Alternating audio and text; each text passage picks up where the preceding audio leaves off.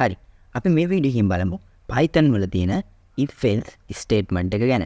ඉතින් ඇත්තටම මේ if else statement එක අපි use කරන්නේ ඇත්තටම මොනවා හරි දෙයක් select කරගන්න. උදාහරණයක් විදිහට හිතන්න මොනවාම හරි condition එකක් සත්‍ය වෙනකොට වෙන්න ඕන දේ සහ අසත්‍ය වෙනකොට වෙන්න ඕනේ දේ කියලා අපිට සරලවම ගන්න පුළුවන්. හරි.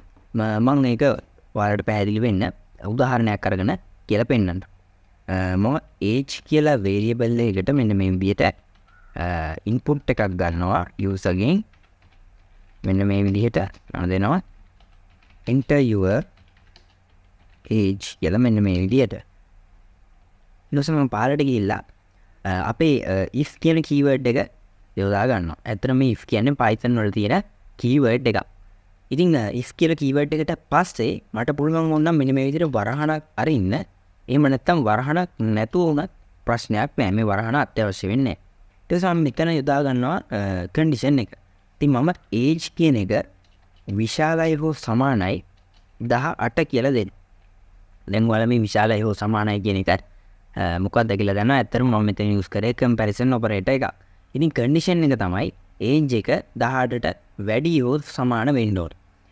Python වලදී යම් කිසි පේලියක තියෙන දේවල් ඊට යටින් තියෙන පේලියට අයිති නම් අපි මෙන්න මේ විදිහට colon එකක් use කරනවා. දැන් මෙන්න මේ විදිහට enter button එක press කරාම ඔයාලට පේනවා පොඩි space එකක් මෙතන හැදිලා තියෙනවා.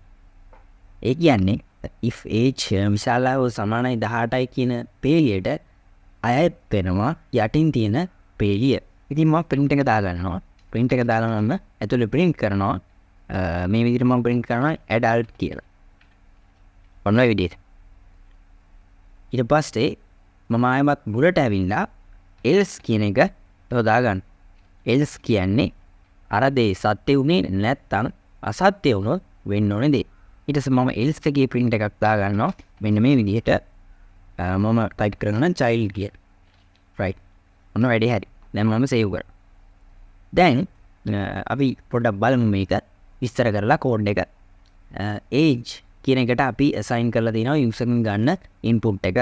ඒ කියන්නේ age එකක් int ස්වරූපයෙන් user ට පුළුවන් input කරන්න. ඊට පස්සේ අපි බලලා තියෙනවා age එක 18ට වඩා වැඩි හෝ සමානයි නම් print කරන්න කියලා තියෙනවා adult කියලා.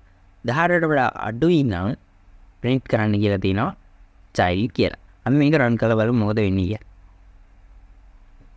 හරි. මෙන්න මෙතන එනවා enter කරන්න කියලා age එක මම දෙන්න 21යි. හරි. ඔයාලට පේනවා මෙතන adult කියලා print වුණා. ඊට පස්සේ මම ආයෙමත් run කරගන්නවා. ඔන්න මම දෙන්න 14යි කියලා දෙන්නම්කෝ.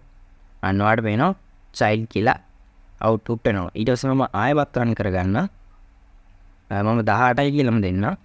එතකොට ඔයාලට බලා ගන්න පුළුවන් මෙන්න මේ විදිහට adult කියලා print වුණා. ඉතින් මම හිතනවා if else statement එක ගැන පොඩි අවබෝධයක් ඔයාලට එන්න ඇති කියලා. ඉතින් මම මේක clear කරගෙන if else statement එකේ තියෙන තව දෙයක් ගැන කියලා දෙන්නම්. දැන් හිතන්න මම number කියන එක කෙටි කරලා num කියන එකට assign කරනවා int ස්වරූපයෙන් user ගෙන් input එකක්. මම දෙන්නම් enter a number. මෙන්න මේ විදිහට. ඊට පස්සේ මම පහලට ගිහිල්ලා අපේ if keyword එක දාගෙන මම දෙනවා number විශාලයිද බිංදුවට වඩා එහෙනම් print වෙන්න කියලා positive කියලා. ඔන්න ඔය විදිහට බිංදුවට වඩා විශාලයි නම් positive වෙන්න කියලා. ඊට පස්සේ මම else එක දාගන්නවා. else එක දාලා මම print කරනවා බිංදුවට වඩා ඇත්තම කියනවා බිංදුවට වඩා විශාලයි නම් positive, බිංදුවට වඩා අඩුයි කියන්නේ ඍණාංගයක් අපි දෙනවා negative කියලා. ඔන්න ඔය විදිහට. දැන් අපි මේක save කරලා run කරලා බලමු. මම මේක පහල එක clear කරගන්නවා. අපි දැන් run කරමු. මම number එක එන්න කරනවා 0යි කියලා. ආවට මෙන්න negative කියලා එනවා. ඇත්තටම බැලුවොත් බිංදුව negative නෙමෙයි. අපිට මෙතන බිංදුවට condition එකක් දාන්න බැරි වුණා. ඉතින් මේකට ක්‍රමයක් තියෙනවා මේ if else statement එකේම අපිට පුළුවන් මේ else එක අයින් කරලා මෙතෙන්ට මෙන්න මේ විදිහට elif එකක් දාගන්න. elif කියලා දාලා අපිට පුළුවන් මෙතන condition එක දෙන්න. මම දෙනවා නම්බරේ සමානද බින්දුවට. එහෙනම් print කරන්න කියලා 0 කියලා. නොයිඩිය. ඊට පස්සේ මට පුළුවන් මෙන්න මේ විදිහට else එක දාලා print කරන්න negative කියලා. වෙනවෙයි. හරි. දැන් බලමු අපි මේ if කියන්නේ මොකද කියලා. ඇත්තම if කියන එක අපි මෙතනින් පටන් ගත්තට පස්සේ ඒක යටතේ නැවතත් සලකා බැලීමක් සිද්ධ වෙනවා. මෙන්න මේ if කියන එකේ. ඒ කියන්නේ if එක ඇතුලේ තවත් if එකක් සලකා බලනවා. අන්නේ විදිහට අපිට පුළුවන් මෙන්න මේ if කියන එක යූස් කරන්න. අපි මේක රන් කරලා බලමු. දැන් මම එන්ටර් කරනවා 0. එතකොට අපිට වෙනවා මෙන්න මෙතන 0 කියලා අවුට්පුට් වෙනවා. දැන් බලමු ආයෙත් රන් කරලා මම ඍණාගයක් දීලා බලන්න මොකද වෙන්නේ කියලා. ඍණ 1යි කියලා දෙන්න. අන්න නෙගටිව් කියලා අවුට්පුට් වෙනවා. ඊට පස්සේ ආයෙත් රන් කරමු. එන්න දෙන්න 21යි කියලා දෙන්න. අන්න පොසිටිව් කියලා අවුට්පුට් වෙනවා.